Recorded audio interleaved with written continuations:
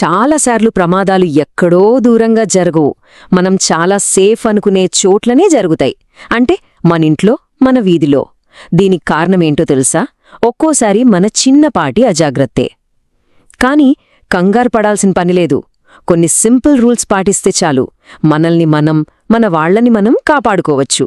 ఇంతకీ అవేంటో ఇప్పుడు చూసేద్దాం.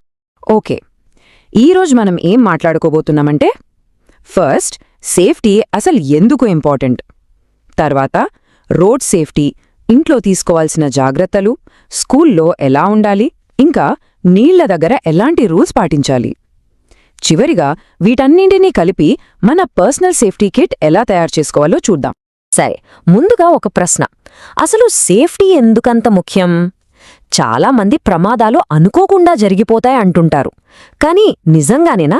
అవి ఎందుకు జరుగుతున్నాయి, ఎలా జరుగుతున్నాయో కొంచెం లోతుగా ఆలోచిస్తే వాటిని ఆపొచ్చు కదా. అందుకే ఫస్ట్ దాని గురించే మాట్లాడుకుందాం. చూడండి, అది రోడ్డు మీద జరిగే యాక్సిడెంట్ కావచ్చు, లేదా ఇంట్లో జరిగే చిన్న పొరపాటు కావచ్చు. ప్రమాదం అనేది ఎక్కడనుంచో ఊడిపడదు. మనకు బాగా తెలిసినా మనం రోజూ చూసే పరిస్థితుల్లోనే అది దాక్కునుంటుంది. అందుకే ఎప్పుడూ కాస్త అలర్ట్గా ఉండటం చాలా ముఖ్యం. మనం ప్రమాదాన్ని జనరల్గా అనుకోకుండా జరిగింది అంటాం. యాక్సిడెంట్ అంటే అదే కదా.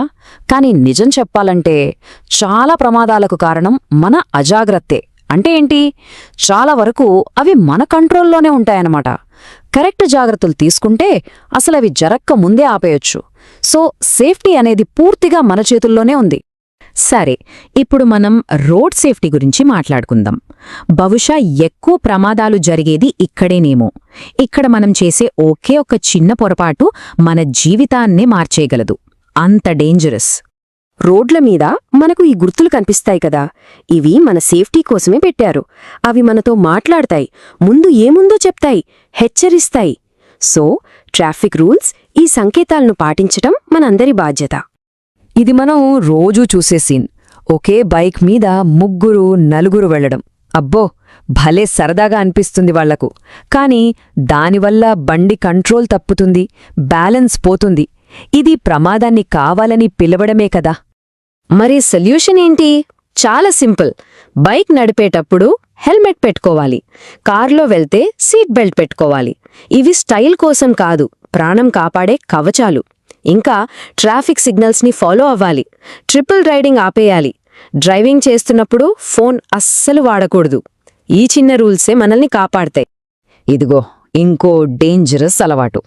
బస్సు ఫుట్బోర్డ్ మీద నిలబడి వెళ్లడం, లేదా కిక్కిరిసిన బస్సులోంచి వేలాడటం. ఇది నిజంగా ప్రాణాలతో చెలగాటం ఆడటమే, వేరే మాటలేదు. బస్సులో ప్రయాణిస్తున్నా, రోడ్డు మీద నడుస్తున్నా సేఫ్టీ మన చేతుల్లోనే ఉంది. ఫుట్బోర్డ్ మీద వెళ్లొద్దు, కదులుతున్న బస్సులోంచి దూకొద్దు, రోడ్డు దాటాలంటే జీబ్రా క్రాసింగ్ దగ్గరే దాటాలి, కిటికీలోంచి తల, చేతులు బయట పెట్టకూడదు, నడవడానికి ఫుట్పాత్ వాడాలి. ఇవన్నీ మనకోసమే కాదు, మన చుట్టూ ఉన్నవాళ్ల సేఫ్టీకి కూడా చాలా అవసరం. సరే, రోడ్ల సంగతి చూశాం. ఇప్పుడు మనం సేఫెస్ట్ ప్లేస్ అనుకునే మన ఇంటికి వద్దాం. కాని నమ్మండి, మనకు బాగా తెలిసిన ఈ ఇంట్లో కూడా మనకు తెలియని ప్రమాదాలు బోలెడుదాగి ఉంటాయి. ఇంట్లో ప్రమాదాలు రెండు రకాలుగా జరగొచ్చు. ఒకటి మన పనుల వల్ల, అంటే స్విచ్లతో, కరెంట్ సామాన్లతో సరిగా డీల్ చెయ్యకపోవడం లాంటివి. రెండోది ఇంట్లో ఉన్న వస్తువుల వల్ల, అంటే పాత వైర్లు, పాడైన స్విచ్ బోర్డులు లాంటివి. కారణం ఏదైనా సరే జరిగే నష్టం మాత్రం చాలా పెద్దది. మరి ఇంటిని సేఫ్గా ఉంచుకోవాలంటే ఏం చేయాలి? కొన్ని సింపుల్ టిప్స్ ఉన్నాయి. కత్తులు, కత్తెర లాంటి పదునైన వస్తువులతో జాగ్రత్త. అగ్గిపుల్లలతో అస్సలు ఆడకూడదు.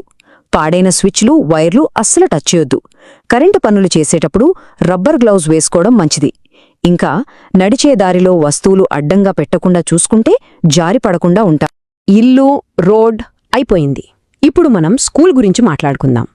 చదువుకునేటప్పుడు, ఆడుకునేటప్పుడు అక్కడ కూడా కొన్ని రూల్స్ పాటించడం ఎంత ముఖ్యమో చూద్దాం. ఆటలంటే సరదా ఉండాలి, ఉత్సాహం ఉండాలి, అంతేకాని ప్రమాదాలు ఉండకూడదు. అది క్లాస్ రూమ్ అయినా, ప్లేగ్రౌండ్ అయినా కొన్ని బేసిక్ రూల్స్ ఫాలో అయితేనే ఆ సరదా సేఫ్గా ఉంటుంది.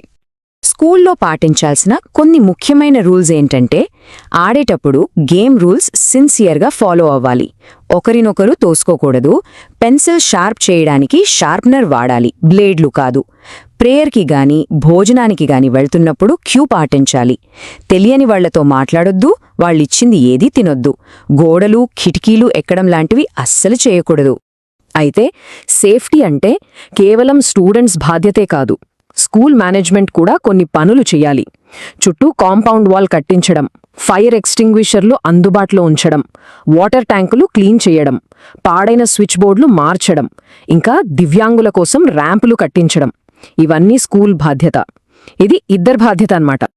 ఇప్పుడు వాటర్ సేఫ్టీ. చెరువులు, నదులు, పడవ ప్రయాణాలు.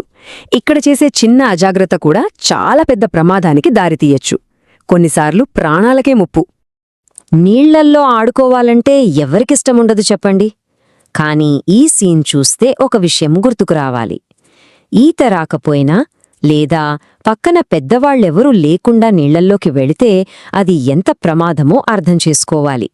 ముఖ్యంగా సమ్మర్ హాలిడేస్లో ఈ విషయంలో చాలా చాలా జాగ్రత్తగా ఉండాలి. సో నీళ్ల దగ్గర సేఫ్గా ఉండాలంటే ఏం చేయాలి? ఎప్పుడూ ఈత వచ్చిన పెద్దవాళ్లతోనే వెళ్ళాలి. ట్రైనర్ సహాయంతో ఈత నేర్చుకోవాలి. లోతైన నీళ్లలోకి అస్సలు వెళ్ళొద్దు.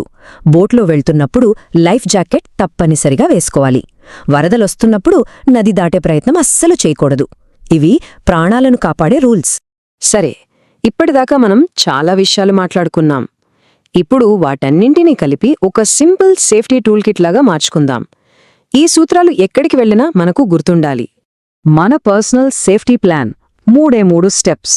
స్టెప్ 1 అవేర్గా ఉండాలి, అంటే మన చుట్టూ ఉన్న ప్రమాదాలను గుర్తించాలి. స్టెప్ 2 రూల్స్ తెలుసుకోవాలి, ఏ పరిస్థితిలో ఎలాంటి జాగ్రత్తలు తీసుకోవాలో అర్థం చేసుకోవాలి. స్టెప్ 3 రెస్పాన్సిబుల్గా ఉండాలి, మనల్ని మనం ఇతరులను కాపాడేలా మన పనులుండాలి. అంతే. మనమింతసేపు చాలా విషయాలు చర్చించుకున్నాం కదా. మరిప్పుడు ఒక్క క్షణం ఆలోచించండి. ఈ రోజు నుంచి మీరందరూ కొత్తగా అలవాటు చేసుకోబోయే ఒక్క సేఫ్టీ హ్యాబిట్ ఏంటి? మీరు తీసుకునే ఆ చిన్న నిర్ణయమే మీ భద్రతకు పెద్ద పునాది వేస్తోంది.